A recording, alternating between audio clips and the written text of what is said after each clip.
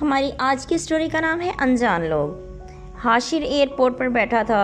وہ ایمرجنسی میں باہر جا رہا تھا، بار بار موبائل کو دیکھ رہا تھا۔ اتنے میں اناؤنسمنٹ ہوئی تو وہ اٹھ کے اندر کی طرف چل دیا۔ پیچھے سے اس سے کوئی ٹکرا گیا، وہ بھی انجان سی آفت سے ہل کر رہ گیا۔ پیچھے مڑ کر دیکھا تو وہ اس سے ٹکرا کے گر چکی تھی۔ اس کا موبائل اور کافی ساری فائلز بکھری پڑی تھیں۔ وہ گھبرائی ہوئی تھی، بریف کیس کھل کر سب کچھ باہر بکھر گیا تھا۔ حاشر نے کہا، چشمہ لگا رکھا ہے میڈم، پھر بھی دوسروں سے ٹکرائے جا رہی ہیں۔ نہیں سوری سر، سوری، وہ مجھے جلدی میں پتہ نہیں چلا۔ حاشر نے زمین سے اس کا موبائل اٹھا کر اسے پکڑایا۔ Thank you sir, thank you. پھر وہ اندر چل دیا۔ وہ عجیب سی تھی۔ حاشر اندر چل دیا، پہلے ہی دیر ہو چکی تھی۔ وہ اپنی سیٹ پر بیٹھا ہی تھا کہ وہ بھی آ گئی۔ اس کی برابر والی سیٹ اسی کی تھی۔ حاشر سوچ رہا تھا، اللہ ہی خیر کرے۔ وہ اب کچھ ریلیکس لگ رہی تھی۔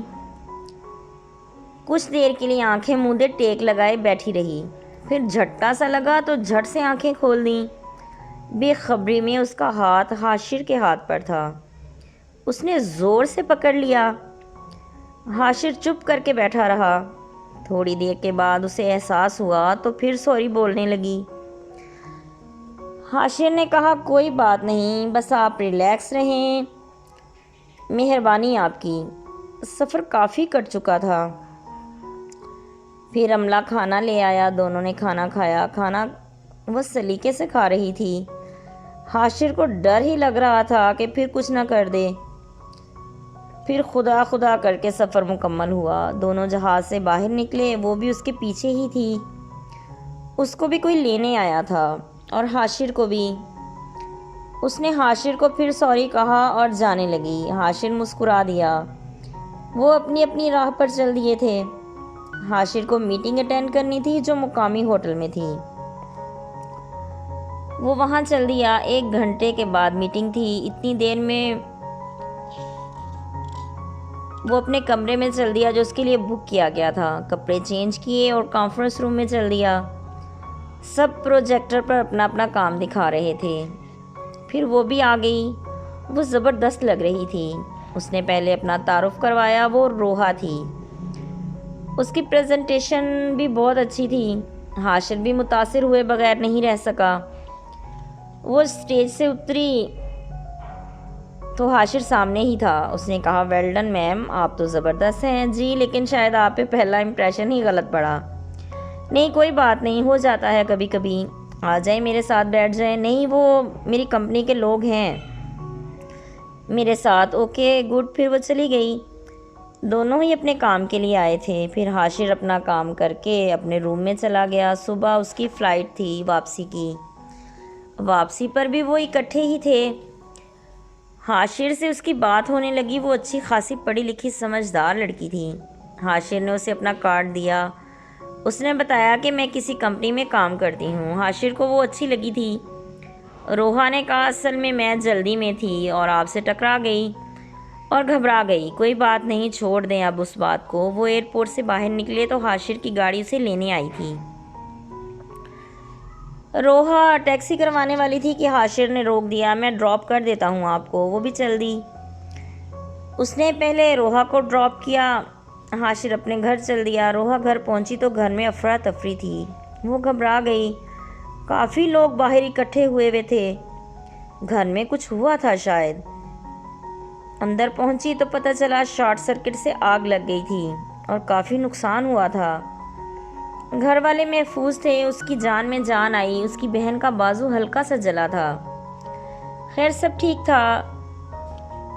لوگ بھی اب جا چکے تھے۔ روحا تھک چکی تھی، اپنے روم میں گئی اور سو گئی۔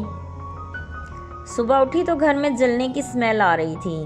اب کچن میں دوبارہ سے سارا کچھ صحیح کروانا پڑنا تھا۔ وہ تیار ہو کر آفس چل دی۔ کل کی کانفرنس کی وجہ سے انہیں فائدہ ہوا تھا اور آج اسے زبردست ویلکم کیا گیا تھا۔ وہ خوش تھی۔ اسے جاب کرتے 4 سال ہو چکے تھے۔ قسمت نے اس کا ساتھ دیا تھا۔ وہ جہاں جاتی کامیابی لے کر واپس آتی۔ اسے جاب کرتے 4 سال ہو چکے تھے، قسمت نے اس کا ساتھ دیا تھا، وہ جہاں جاتی کامیابی لے کر واپس آتی۔ 4 سال پہلے یہ سب انجان لوگ تھے، آج وہ سب ایک فیملی کی طرح بن چکے تھے۔ وہ ابھی وہیں کھڑی تھی کہ حاشر بھی آ گیا۔ سب اس سے ملے۔ روحا کی کمپنی کے مالک حاشر کے بڑے بھائی تھے۔ حاشر بھی اسی کمپنی کا حصے دار تھا۔ یہ بات روحا کو آج پتہ چلی تھی، اور حاشر سے ملاقات بھی ابھی ہوئی تھی۔ کبھی وہ پہلے نہیں آیا تھا، اس لیے اسے نہیں پتہ تھا لیکن یہ جو لوگ پرانے تھے وہ جانتے تھے کہ حاشر اور اشر بھائی ہیں، اور وہ اسی وجہ سے روحا کے ساتھ گیا تھا، لیکن دونوں کو ہی نہیں پتہ تھا۔ لیکن جب روحا کو اپنے برابر دیکھا تو سمجھ گیا کہ یہ ہماری کمپنی کی امپلائی ہے، لیکن وہ اس وقت اس کی پرسنالٹی سے پریشان ہو گیا تھا، لیکن بعد میں مطمئن ہو گیا۔ بہت بڑی کامیابی اس کی وجہ سے ملی تھی، اس لیے آج وہ بھی ادھر آیا تھا۔ پورے آفس ورکرز کو آج کھانا حاشر کی طرف سے تھا۔ روحا اپنے روم میں بیزی ہو گئی، وہ کام کر رہی تھی۔ تھوڑی دیر میں حاشر آ گیا، وہ اس کے لیے بکے لایا تھا، بہت خوبصورت پھول تھے۔ روحا نے اسے بیٹھنے کا کہا، آفس تو آپ کا ہی ہے۔ وہ ہنس دیا۔ پھر اشر بھی آ گیا، کھانا بھی آ گیا، انہوں نے اکٹھے کھانا کھایا۔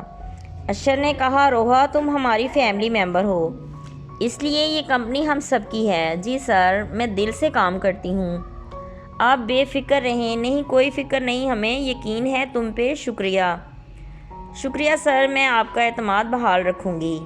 کھانا کھا کے وہ لوگ چلے گئے۔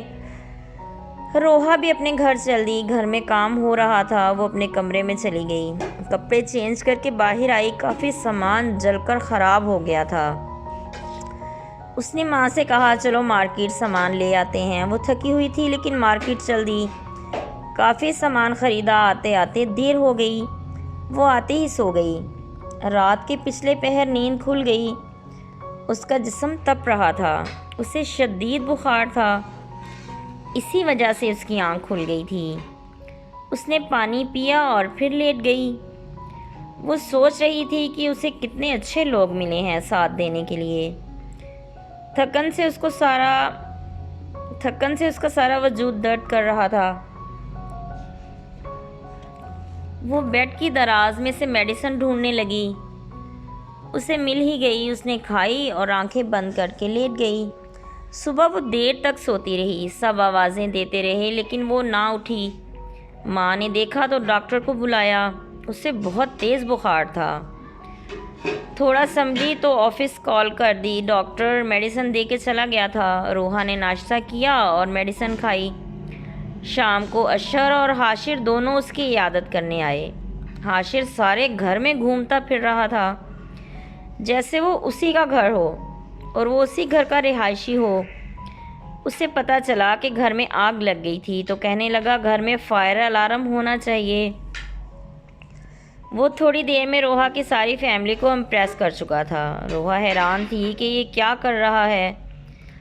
پھر آ کے وہ روحا کے پاس بیٹھ گیا۔ میں آ گیا آپ کے گھر، جی دیکھ رہی ہوں، دیکھتی رہیے۔ پھر وہ زور سے ہنس دیے۔